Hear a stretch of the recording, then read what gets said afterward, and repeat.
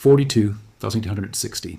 That's the official number Ukraine's general staff attached to Russian personnel losses for the single month of July 2026. Not an estimate floating around social media, not a rounded-off talking point. A specific figure released on August 1st and described by Ukrainian officials themselves as the highest monthly total recorded at any point this year. And by the time I walk you through how that number was built, what it looks like next to every other month in 2026, and what it's already forcing inside the Kremlin, you'll understand why some officials in Kiev are treating July as more than just another grim data point in a war that's been producing grim data points for 4.5 years. Welcome back. If you want casualty numbers explained the way they deserve to be explained, with the sourcing shown and the disagreements between estimates actually walked through instead of glossed over, subscribe. Let's get into it. What Ukraine's general staff actually reported. On August 1st, Ukraine's general staff confirmed Russian personnel losses for July at 42,860, explicitly labeled as the highest monthly total of 2026. That beat the previous high, June's 39,890, which had already stood out at the time. Averaged across the year through July, Russian losses have run at roughly 34,000 personnel per month. July came in about 25% above that running average. Not statistical noise, a genuine spike. The general staff also gave the wider picture. Russia's cumulative personnel losses for the first 7 months of 2026, January through July, reached 238,650. That's a number equivalent to the population of a mid-sized American city, and it's on top of everything Russia had already lost across the nearly 3 years of fighting before it. Zoom out further, and the trajectory gets clearer. According to the general staff's own daily tracking, cumulative Russian losses since the February 2022 invasion moved from roughly 1.43 million in mid-July to past 1.44 million within about 2 weeks. That's somewhere in the range of 50,000 additional Russian losses in barely a month, layered on top of an already staggering total. Where the losses are concentrated, none of this happened in a vacuum. This channel has already documented how the Pokrovsk sector has absorbed a wildly disproportionate share of Russia's offensive activity this summer, described by Ukrainian officials as accounting for close to a third of all combat clashes recorded anywhere along the roughly 1,000-kilometer front line, and something close to half of all Russian precision-guided bomb strikes. Daily reporting from that sector alone showed 23 to 49 Russian assault actions, repelled on any given day through June and July, each one costing dozens of casualties. Multiply that across a full month against an estimated Russian troop concentration in the tens of thousands in the Pokrovsk-Myrnohrad pocket specifically, and a meaningful chunk of July's national total starts to make sense. Equipment losses tell a matching story. Ukrainian reporting from early August put daily Russian equipment losses in the range of 55 to 80 artillery systems, several tanks, and well over 1,000 drones destroyed in a single 24-hour window. Cumulative Russian tank losses since 2022 now sit above 12,000, according to the same tracking. A Russian assault force that's lost the armor and artillery support it once relied on gets pushed into exactly the kind of tactic documented around Pokrovsk. Small, dispersed infantry groups advancing largely on foot without the cover that used to bring casualty rates down. Fewer tanks supporting each push is one of the structural reasons personnel losses climb, even when territorial gains stay marginal. Why the numbers don't all match, and why that's not a scandal. Here's where this needs real care, because casualty reporting in this war has more competing credible estimates attached to it than almost any other figure. Ukraine's general staff cumulative total, running past 1.44 million, isn't the only serious number out there. President Volodymyr Zelensky, in a July 31st interview, gave a notably higher figure. Roughly 1.6 million total Russian losses, including approximately 700,000 deaths. British intelligence, in a separate assessment from May 2026, put cumulative Russian deaths, specifically, not total casualties, at almost 500,000. And an independent effort by the Russian language outlets Meduza and Mediazona, built from verified by-name casualty lists, cross-referenced against inheritance records and court filings, arrived at a considerably lower confirmed death figure. Roughly 261,000 killed through the end of 2025, plus another 90,000 declared dead or missing through legal processes, for a combined total in the low 350,000 range. Why the gap? Because each figure is measuring something different. Ukraine's general staff number uses the standard NATO-style definition, combining killed, wounded, missing, and captured into one figure, the same methodology Western militaries have used for generations. British intelligence's number measures confirmed deaths only, a narrower slice by definition.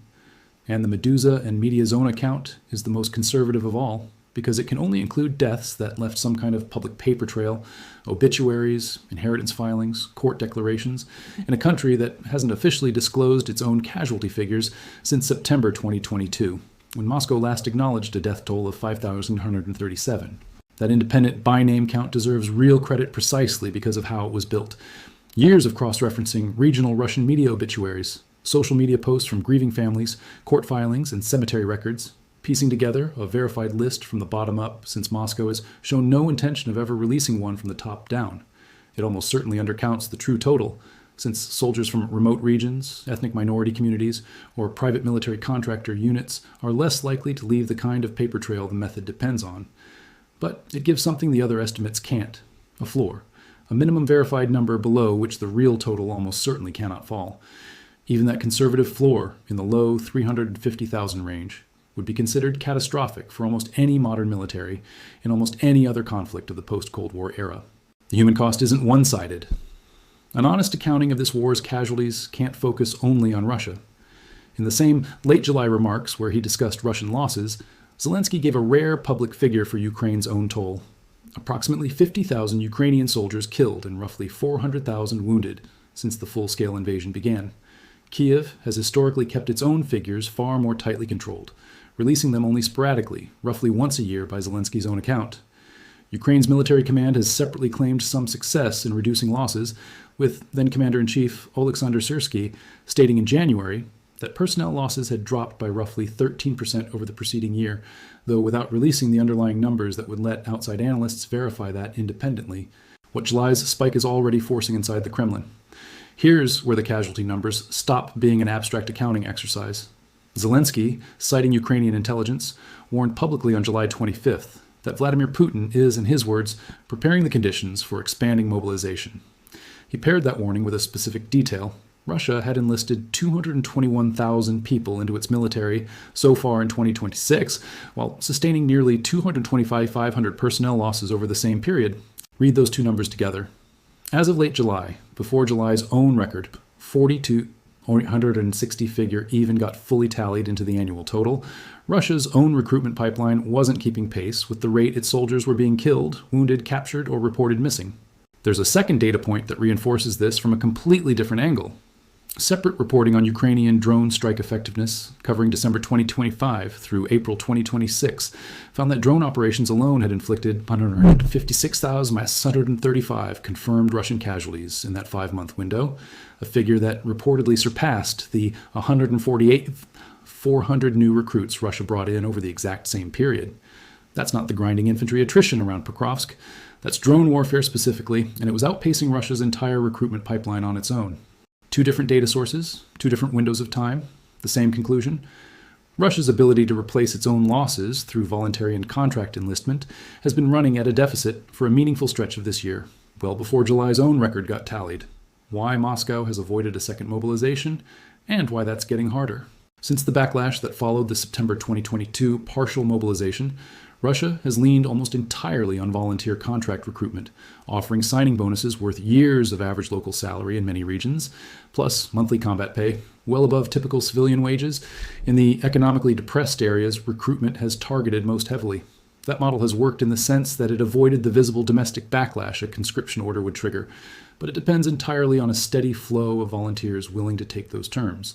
And that flow, by Zelensky's own July 25th arithmetic, was already falling behind the pace of Russian losses. Every month that gap widens. The financial incentives needed to keep attracting enough volunteers have to climb further, straining budgets already stretched by the broader cost of the war. There's a related piece of this worth naming. Alongside the mobilization warnings, Zelensky also stated that Moscow is preparing to receive an additional 30,000 North Korean troops. This channel has tracked how that relationship escalated in stages, from an initial 10,000 to 12,000 troops sent to help repel Ukraine's Kursk incursion in late 2024, to the more recent integration of a dedicated North Korean missile unit directly into a Russian brigade structure in Voronezh Oblast. A reported additional 30,000 troops would be, by a wide margin, the largest single expansion of that relationship since the war began. It fits the same pattern, a domestic recruitment pipeline that's already behind, now looking outside Russia's own population for the manpower it can't generate on its own. The honest limits of this story: Ukraine's general staff has an obvious institutional incentive to report enemy losses as high as the available evidence can plausibly support, a dynamic true of every military reporting enemy casualties in every war in recorded history. It would be naive to treat any single day's figure as an independently audited, forensically verified count. At the same time, the consistency of that reporting across more than 4 years of continuous publication, the rough directional alignment with British intelligence's separate estimate and with Meduza and Mediazona's independently sourced by-name tracking, and the corroborating arithmetic Zelensky provided around enlistment falling behind losses, all point in the same general direction rather than contradicting each other. None of that adds up to certainty about the exact figure. It adds up to reasonable confidence that Russia's losses are genuinely enormous, genuinely accelerating through the summer of 2026, and genuinely severe enough to be shaping real decisions inside the Kremlin about mobilization and foreign troop reliance. A study by the Center for Strategic and International Studies, released July 1st, 2026, found that combined losses from both sides of this war, Russian and Ukrainian casualties added together, had exceeded 2 million people since February 2022. That figure alone dwarfs the total military casualties the United States sustained across the entirety of the Second World War, in a conflict that, as of this reporting, shows no clear sign of concluding on any predictable timeline. What comes next? Watch 3 things in the weeks ahead.